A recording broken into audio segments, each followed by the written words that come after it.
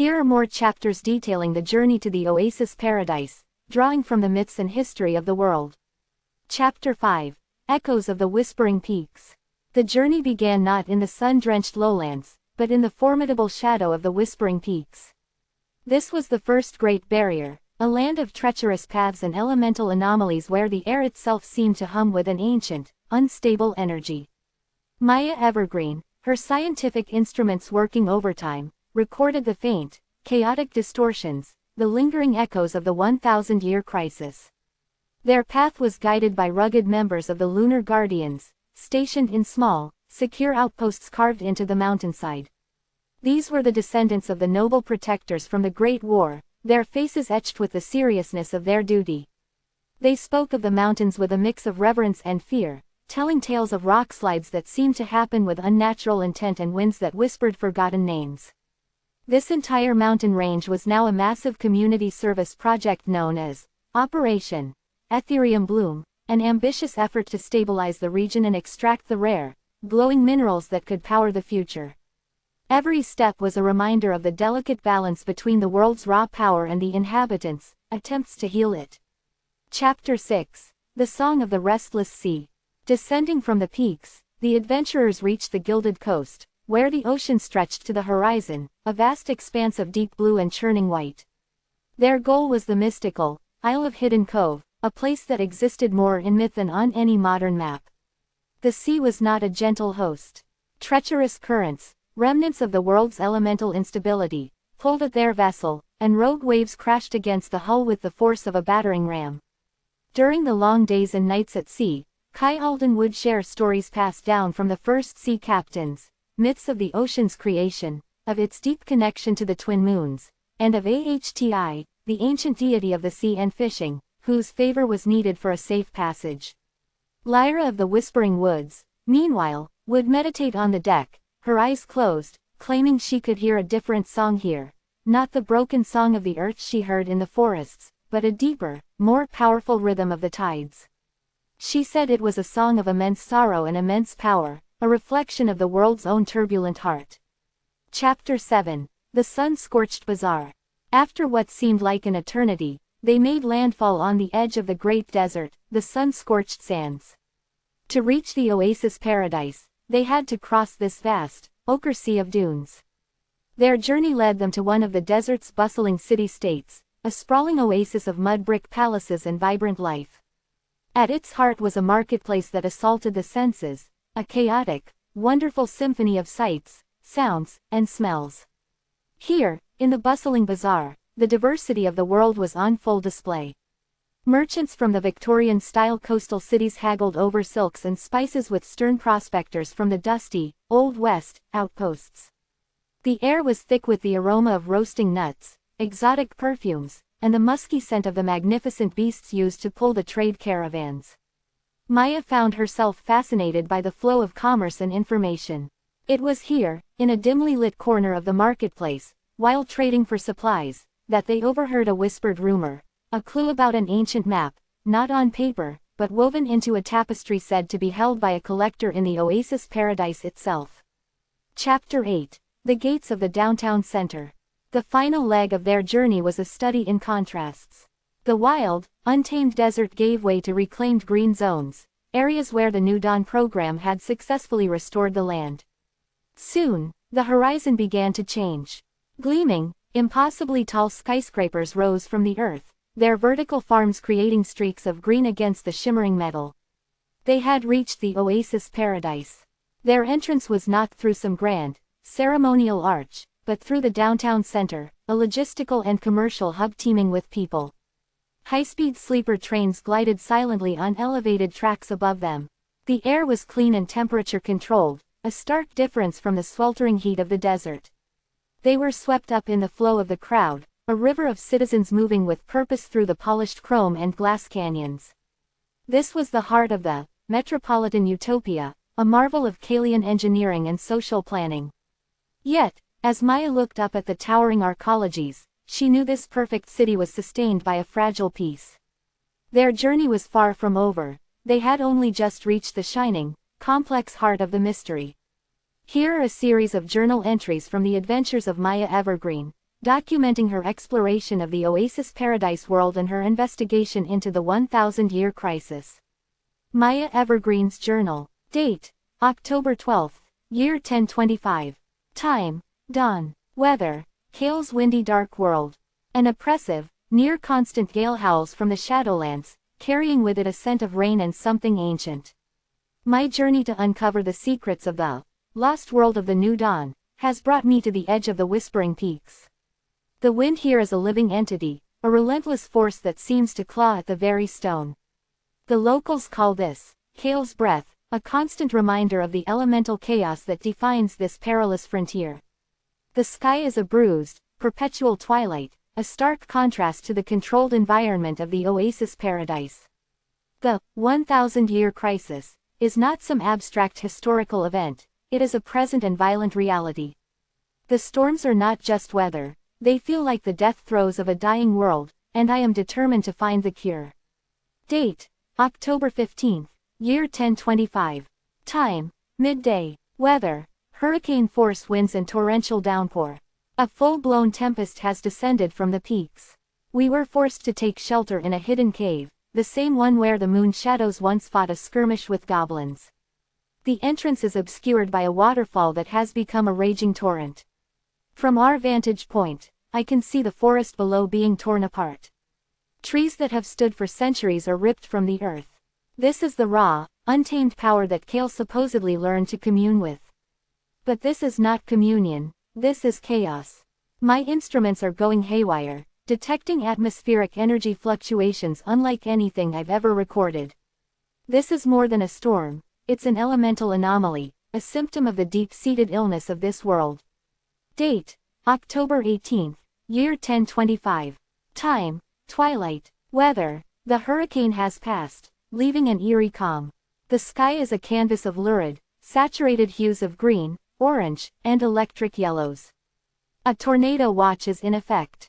The devastation is breathtaking. The landscape is scarred and broken, reminiscent of the tales of the Battle of the Shattered Plains. We ventured out to salvage what we could of our equipment and found something extraordinary.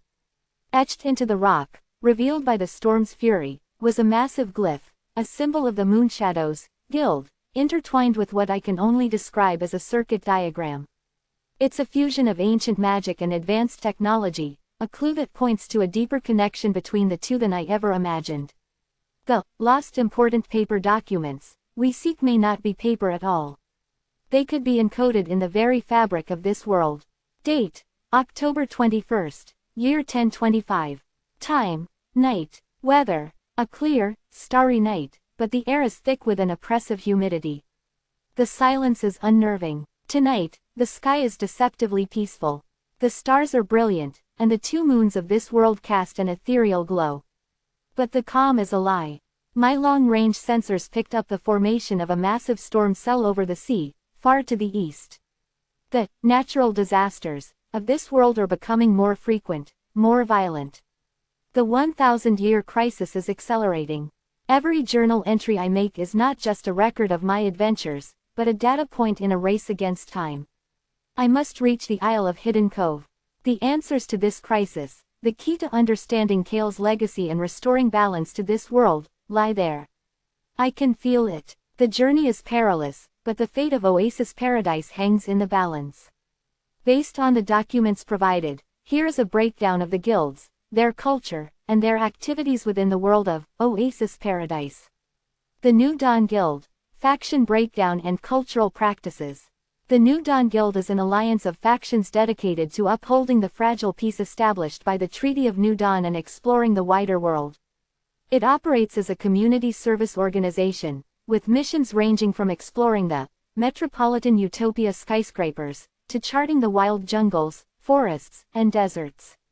Faction: the Moonshadows. History: the Moonshadows are an ancient organization dedicated to maintaining balance.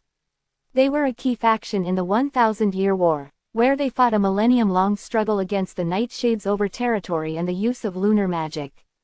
They are practitioners of ancient lunar magic and were originally driven from their sacred capital, Lunaria.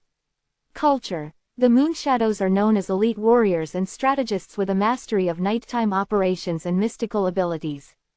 Their culture is focused on adaptability, resolve, and seeking knowledge to defeat their enemies, such as their quest for the ancient symbol in the Forbidden Forest. Faction: the Lunar Guardians. History: the Lunar Guardians are likely descended from the Guardians faction from the 1,000-Year War, who were known as noble protectors of ancient knowledge and defenders of their homelands.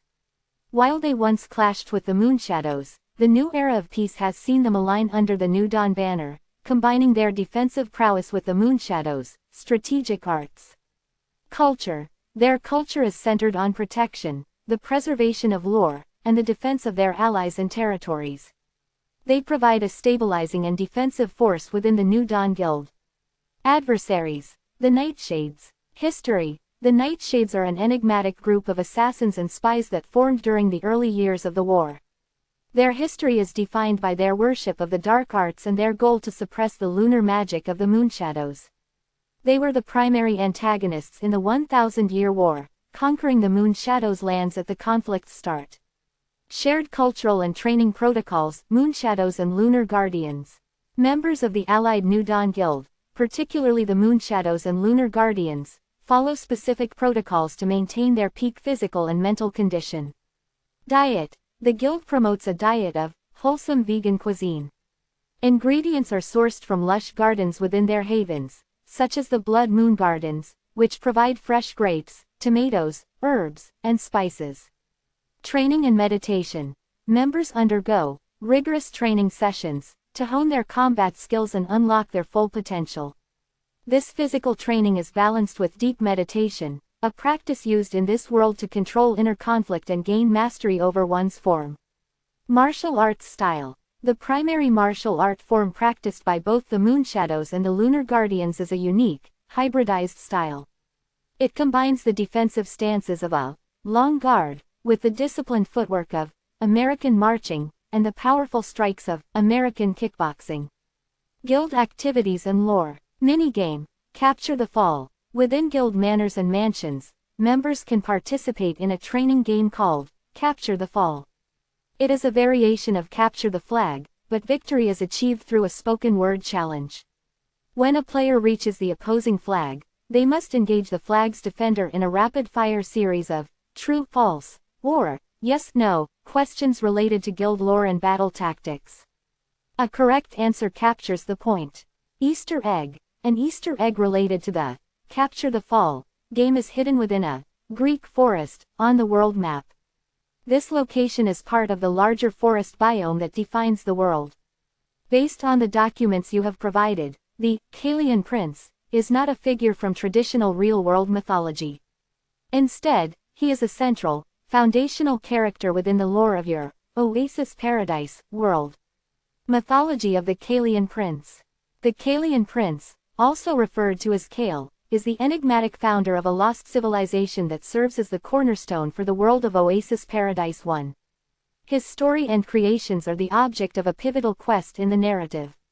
Key aspects of his mythology include: founder of a lost world. The Kalian Prince is the architect of the lost world of the New Dawn, a foundational civilization that holds the secrets to the essence of Oasis Paradise 2. Lawgiver and creator. It was Kale himself who, in consultation with the First Congressional Committee of Elements, established the foundational laws and principles that govern the society of Oasis Paradise 3. Communion with nature. His power and wisdom stem from a profound communion with the very forces of nature, allowing him to consult with the elements to shape the past, present, and future for. Central quest figure. The protagonist, Maya Evergreen, is on a mission to find the lost world created by Kale 5. The lost important paper documents, sought by Captain's name, are believed to hold clues to understanding Kale's wisdom and the lost world of the New Dawn, 6666. Key to the future. Understanding Kale's wisdom is considered a missing link to comprehending the 1,000-year crisis, and achieving the true New Dawn era, 7777. The Oasis Paradise Found. A recap of the New Dawn era. The Oasis Paradise Found novel series chronicles the remarkable rebirth of Kalia, a world grappling with the profound legacy of the 1,000-year crisis, also known as the Great Fracture. This cataclysmic event, which destabilized the harmonic grid and plunged Kalia into a century of silence, serves as the foundational trauma from which the current New Dawn era is emerging. The Crisis Report and its lingering impact. The crisis was not merely a war but a fundamental tearing of Kalia's philosophical and technological fabric. Historical records, including the Committee Court documents and the 1,000-year anniversary weather crisis reports, detail widespread environmental upheaval, unending storms, unpredictable winds, acid rains, and agonizingly brief, blood-red sunny days under a prophesied blood moon.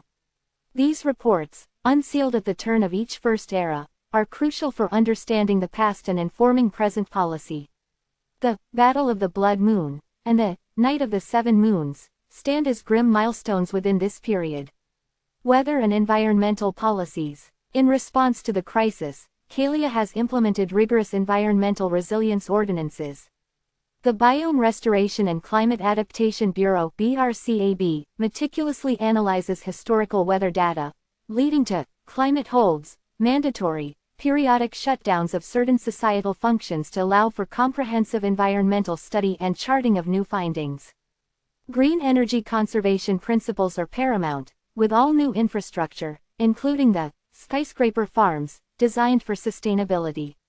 The ultimate goal is to prevent future environmental catastrophes and foster a harmonious relationship with the planet. Political climate and social support services. The political climate is defined by a delicate balance of ambitious expansion and cautious prudence. The Paradise Protocols, Kalia's core governance models, are rooted in empathy and sustainability, guiding all societal decisions. The Civic Nexus Directorate (CND) ensures robust social support services, guaranteeing food, water, and shelter for all citizens. The Kalian Labor and Resource Guild (KLRG) protects worker rights, ensuring fair wages and opportunities within Kale's original creation of the workforce and new recruits. The Myth Reweaving Initiative actively engages citizens in shaping their collective narrative, fostering unity and a shared sense of purpose. Human well-being and communities. Human well-being is a central tenet of the Oasis network. Communities are designed for optimal living, with bustling metropolitan hubs featuring community centers, shopping destinations, and tourist spots. The emphasis is on fostering strong community bonds, learning from the past, and building a future where prosperity is shared. The Hidden Cove community systems, particularly in the Shadowlands, are governed by strict transparency protocols, ensuring accountability and trust in newly integrated areas. Committee members and legal laws. The committee acts as the overarching governing body, making critical decisions based on historical data and current needs. Its members vote on the implementation of climate holds and other pivotal policies. The legal framework is complex, evolving from ancient laws' first 1,000th year crisis through the Century of Silence to the current New Dawn laws. Key agencies like the Harmonic Grid Stewardship (HGS), Nexus Integration Authority (NIA), and the Kalian Labor and Resource Guild (KLRG) enforce these laws. Legal proceedings, often held in the Shadowlands Arena's courthouse manner, are transparent and passionately debated, with lawyers using terms like protocol adherence and nexus compliance. The Oasis Loki Doctrine, a hidden philosophical concept, suggests that controlled disruption can sometimes be necessary for true innovation. Infrastructure management and the Kalian engineering marvel, the #Azure Portal Gateway. The current driving force of Kalian infrastructure is the New Dawn Fiber Upgrade Project, a monumental undertaking to repair and expand the Kalian #Azure Portal. This ancient mega project, once shut down during the fracture, is now being meticulously restored as the primary gateway connecting the Kalian world. It links Kalia Prime with the long-concealed Shadowlands, including the perpetually dark Obsidian Vale, Nightshades, homeworld with its swirling aurora borealis and calm, warm storms, and the intensely sunny Luminara Expanse, Moonshadows, homeworld of vast forests, jungles, and deserts. The #Azure Portal is not just a data network, it's a symbol of Kalia's ambition to heal its fractured past and weave all its realms into a harmonious, interconnected future. Its maintenance and management are paramount to the continued stability and growth of the entire Oasis network.